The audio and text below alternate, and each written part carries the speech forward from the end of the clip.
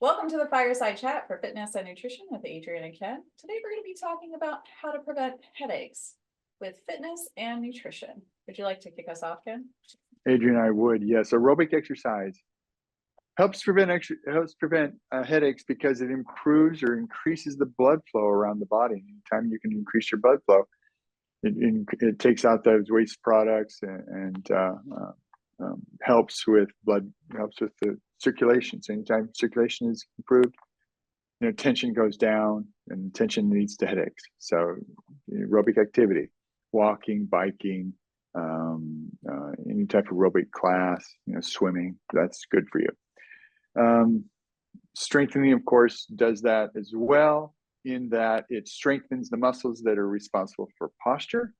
Anytime that you can improve your posture, you put less stress on the neck and shoulders and back, which sometimes tends to lead to headaches as well. So muscle strengthening is very important as well. Really good sleeping. Sleeping helps reduce tension. You get a good night's sleep, you reduce tension, and that also prevents or helps to prevent headaches as well. Let me see here. Stretching is a good way to do. I'm going to show you a couple of stretches here. Let me show you that right now. A good couple of different stretches are for the scaling right here on the side. You're just going to go ahead and grab the one hand goes over the top of the head, ear to shoulder. So just gently bring it down. Try not to raise this opposite shoulder up.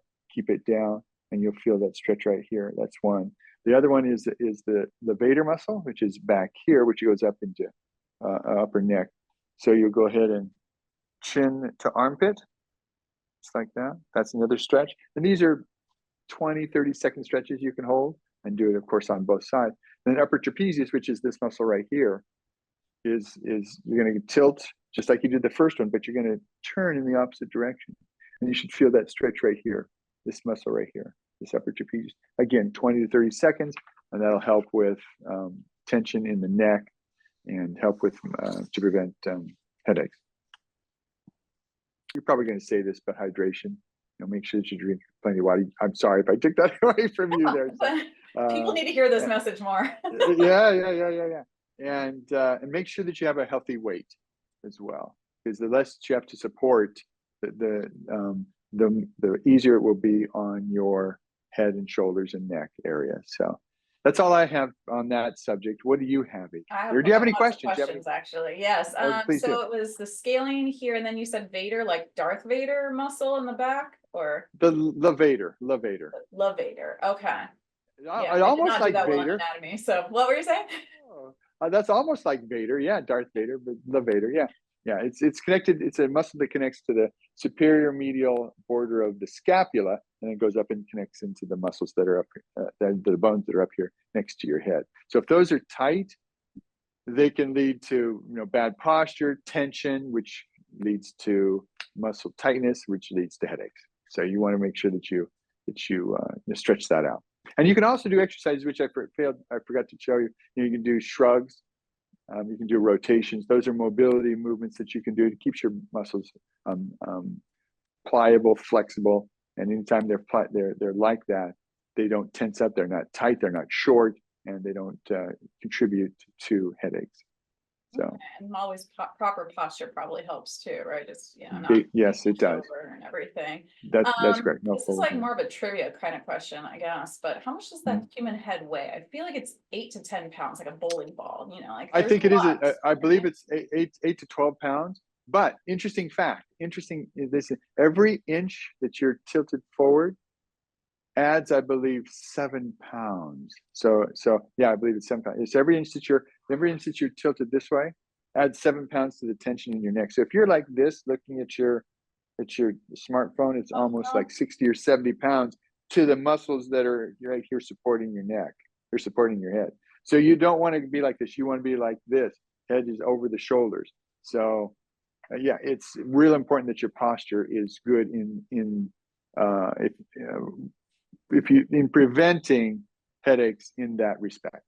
So yeah, that's good. Well, this message needs to go out to everybody, but particularly parents of young children, because they're starting early. Oh, and the last part is so stretching is really good. Would you also advocate for massage or getting a massage in to also just kind of work out kinks along the muscles that you mentioned that I can. Sure. Yeah, definitely. Yeah, you can do that. Uh, um, Releasing or massaging gets rid of scar tissue or adhesions, which tend to bind the muscle in place, which tend to then shorten. So if you were to massage it, it's a form of stretching. So yes, I would highly recommend that. Okay, those are my Good question. questions. I had a lot. I had a lot That to was a say. good. That was a good series of questions. Yeah, yeah. Well, we know that headaches can be a real pain, literally and figuratively. So we don't want to, have your day disrupted. We don't want to affect your productivity by having a headache. So as Ken mentioned, there are various causes for headaches, including bad posture or shortened muscles.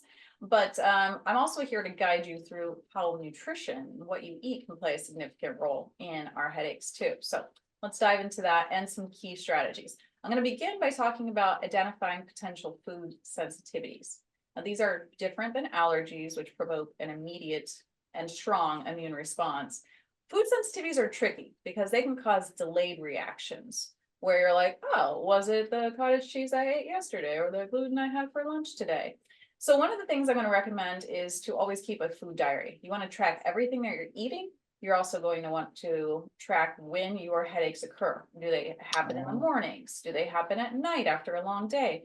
This can help you identify patterns and figure out any potential culprits. So definitely the type of food, maybe the time of consumption, and any accompanying symptoms. Also, because we want to keep it positive, sometimes you also might want to just note, I felt really productive or no brain fog today. What did you eat around that time? That could be a very good information for you as well. An elimination diet, if you do have a suspected food that is causing you some headaches, usually you're going to want to do this for about 2 to 4 weeks. You're going to want to remove the suspected foods and then gradually reintroduce them one at a time. Some common culprits include dairy, gluten, soy, eggs, nuts. So this could be a lot, Wow, but that it is a could be lot. one Yeah. way of figuring it out. And other times it's kind of hard because we don't know whether it's soy, which is found in a lot of different things. You might want to get food sensitivity testing done for that. But if when you're reintroducing foods, you start getting a headache, you might figure out a potential trigger. That's funny. So that's the key part.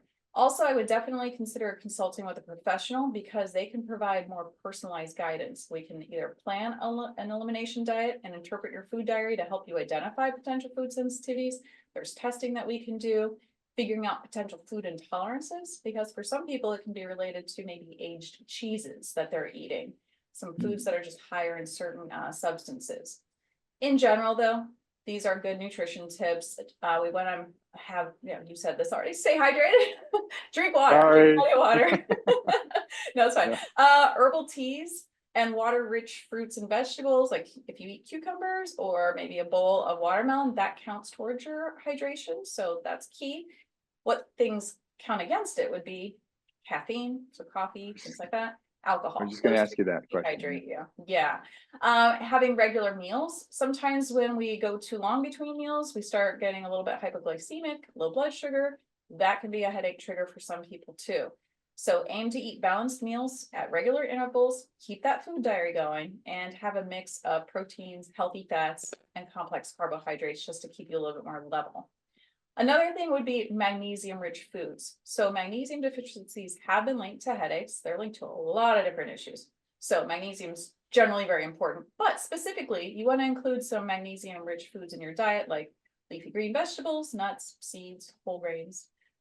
And then the other thing, stress causes all sorts of bad things. And if you think, oh, maybe my headache might be related to this, it probably is. Stress can definitely exacerbate headaches. So using practices like yoga, meditation, maybe listening to some frequency music can help manage your stress levels too. So hopefully between thinking about potential food sensitivities or intolerances, as well as putting these strategies into place, you will no longer have headaches, but keep a food diary just in case you do, because we'll figure it out. Any questions, Ken? No, but comment though. I love the food diary idea. I just love that. That's you keeping track of what you eat and how often you eat and kind of how much you do. Do you ever weigh your food? Only like when I think that I'm possibly getting too much of something. Sometimes I'll Yeah, count yeah. some stuff out, but Mm. generally I stick more to like portion sizes. So Portion like, sizes. oh, Yeah, dice for cheese or things like that. yeah, But you yeah. can, I mean, I know some people in the fitness world, definitely if they're bodybuilding or just looking for general fitness, they're like, oh, I only eat 3.5 ounces of chicken, and they will weigh it out. Exactly. Yeah, yeah. So if that's Yep, something that works. also that you guys feel like you need to do, but you might be getting too much of a certain food, that could be really turning on your headaches too. It may not be the actual food in smaller quantities. So that's an even trickier part because we're like, well, is it Oh, the cheese, the aged cheese that I had, 2 tablespoons of? Maybe you don't get a headache with that, but then you have the aged cheese at half a cup on a giant salad. Maybe that's what happens. So the quantity mm, definitely matters too. mm. Any other questions that you have? No, you covered really well. Good. Okay, well, if you guys have a headache while you're watching this, we're sorry, but hopefully you now have plenty of solutions to help you through. Feel free to like and subscribe, put some additional comments down, headache tips that work for you, and or topics that you'd like us to cover in the future. And if you like what we're putting out, please consider supporting our channel through the link below, and we'll see you all next week. All right, take care. Bye. I would like to talk to you about my ebook that I have, and it's called Banish Neck Pain. And basically, it goes over six different protocols. Basically, what would be problematic in your back, neck, even shoulders, maybe a tight chest, and then what you do to banish that, to make that go away. Let me give you an example. Let's say, for instance, that you have pain in between your shoulder blades. Well, that could be caused by a number of things, including tight chest, which I cover. You release and then stretch your chest, then release and strengthen your back muscles in between your shoulder blades. And that stretching the chest and strengthening the back will improve your posture, pull your shoulders back, which gets rid of the problematic pain in between your shoulder blades. Now, let's say, for instance, you have neck pain right here. Now, that's probably upper trapezius. Well, then I have protocols that are slightly different for that area of problem. So it would be an upper trapezius release, upper trapezius stretch, and then you're going to go ahead and strengthen those muscles in between your shoulder blades that pulls those shoulder blades back and put you into proper position so that it gets rid of that neck pain. And I also cover shoulder. Let's say, for instance, if you have problems in the base of your neck, even in the front of your neck. And so these are all covered by my ebook, and it comes with accompanying videos for each segment, each stretch, each exercise, each release, so that you do it correctly. You can follow along, make sure that you do it right. So check it out. Adrienne, what have you got? Welcome to the world of vibrant health with the One Bite Wellness Green Smoothie ebook. If you are looking to boost your energy, improve your digestion, and enhance your overall well-being, this is your ultimate guide to delicious, nutrient-packed green smoothies. Now, why is this important? Well, one, it's packed with nutritional benefits. Green smoothies are powerhouses, vitamins, minerals, antioxidants, all included in each one of these. Each recipe in our ebook is designed to help you have better energy levels so that you can say goodbye to the midday slumps or not need the vending machine to get you through. Our smoothies also provide sustained energy to help you keep going all day long. So you can have it breakfast, lunch, dinner, actually snacks, all great ideas. Also, they improve digestion because there's a lot of fiber in smoothies. Unlike juices, which take out the fiber, you get plenty here. That helps support a healthy digestive system. It can alleviate bloating and discomfort if any of you struggle with that. And we always want to boost our immunity, right? So with vitamins like vitamin A, vitamin C, vitamin E, the smoothies can strengthen your immune system and help you fight off colds and infections. Two, we've made it easy for you. We have easy and delicious recipes. We have weekly smoothie plans and things that you're going to need for your grocery list. As you can see, that's a grocery list right there. And then also a recipe that we have. So everything is in here. You have simple instructions. You can whip up a delicious smoothie in like minutes. We also have a lot of different ingredients. So we can go tropical fruits with kale or spinach. We can also do superfoods, cacao, maca powder. All of these keep your smoothies exciting and nutritious. And they're also customizable. There are lots of different substitutions or additions so that you can customize the recipe to fit your preferences and your nutritional goals. Plus, you get expert guidance. This is created by a registered dietitian nutritionist, me. And I love helping people select good ingredients that have the most health and benefits, and then also giving you blending tips, giving you the health benefits of having these smoothies and kind of laying that out for you. There's also a food diary that you can keep so that you can keep track of your own benefits. And then the fourth part is that you get long-term health benefits from incorporating green smoothies into your diet. And that can lead to weight management, because a lot of green smoothies are low in calories but high in nutrients. So this can be a great addition to your weight loss or weight maintenance plan. It can also promote more healthy, glowing skin with all the vitamins and the minerals, the antioxidants, the fiber. And speaking of fiber, detoxification. You're also going to get that part of your digestive system, hopefully cleaning out toxins and supporting overall health. So by choosing the One Bite Wellness Green Smoothie ebook, you are investing in a healthier, more vibrant you. And don't wait to start your journey to better health. Download your copy today and experience the transformative power of green smoothies. The link is below.